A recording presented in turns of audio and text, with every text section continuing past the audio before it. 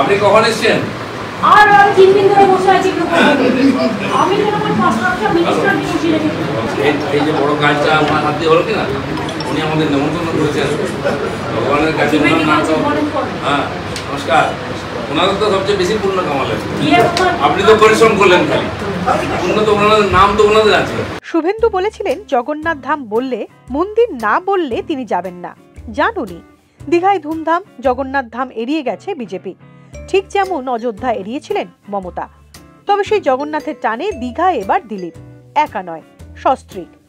তাদের স্বাগত জানালেন মন্ত্রী অরূপ, ঘুরিয়ে দেখালেন মন্দির, চওড়া হাসি নিয়ে তা ঘুরে দেখলেন তিনি, মুখে জয় জগন্নাথ, হালকা প্রশংসাও করলেন। কি অরূপ যদি জল খান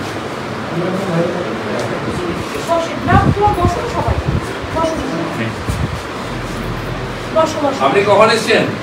আর আমি 3 দিন ধরে বসে আছি।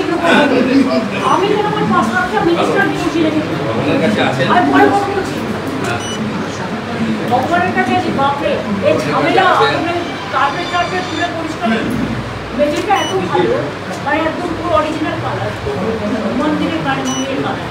সেই জন্য এবং খুব বড় পরিসর হচ্ছে, আগে 50-100 বছর 200 বছর লোক বাড়বে। আজকে দেখুন এদের এখন অ্যানাউন্স করলাম যে আমাদের দেশের সব মন্দিরগুলো এত ছোট হয়ে গেছে, ঢোকা যায় না।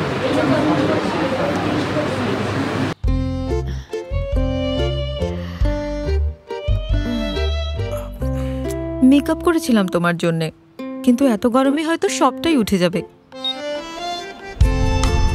ঠান্ডা আমেজ উপভোগ করি তুমি, আমি আর ভিগার্ড। মেকআপ উঠে গেলে তো ভিগার্ড এয়ার কুলার্স।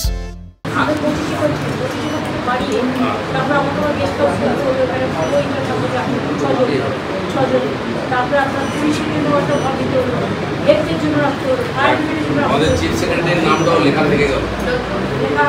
এই যে বড় কাজটা আমার হাতে হলো কিনা, উনি আমাদের নিমন্ত্রণ করেছেন ভগবানের কাছে। হ্যাঁ, নমস্কার। ওনাদের তো সবচেয়ে বেশি পুণ্য কামালেন, আপনি তো পরিশ্রম করলেন খালি, পুণ্য তো ওনাদের, নাম তো ওনাদের আছে। আচ্ছা, কিন্তু আমার ডিএম খুব কাজ করছে, ডিএমএসপি এবং ওই শ্মশান কাছে ও খুব ডিএমএ রিপোর্ট ডিএম করে দিয়েছে। ঠিক, খুব ভালো, অনেক কাজ। ভগবান আশীর্বাদ। বিশ্বনাথ নাম বলছেন না আপনি, সারাদিন লাইভ চালালো। ওরা হয়তো কখনো আপনাকে ছাড়বে। আমার পুরোনো বন্ধু, সে যে যাই বলুক, ওরূপ যাই বলুক, বিধানসভায় আমরা আড্ডা মারতাম, স্পিকারের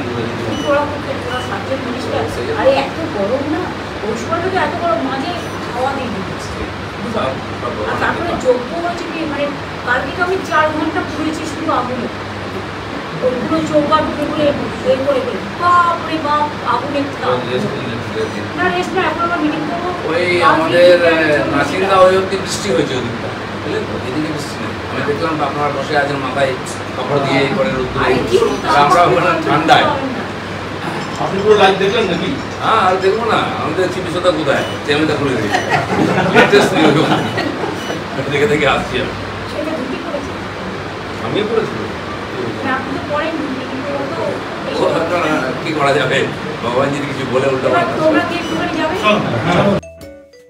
মুখ্যমন্ত্রী দফতর থেকে নিমন্ত্রণ গিয়েছিল দিলীপ ঘোষের বাড়িতে, সেই নিমন্ত্রণে সাড়া। কেবলই নিমন্ত্রণ রক্ষা, সৌজন্যের রাজনীতি, তাও আবার দলের বিপরীতে হেঁটে, নাকি বিধানসভা ভোটের আগে অন্য চমক, কে জানে।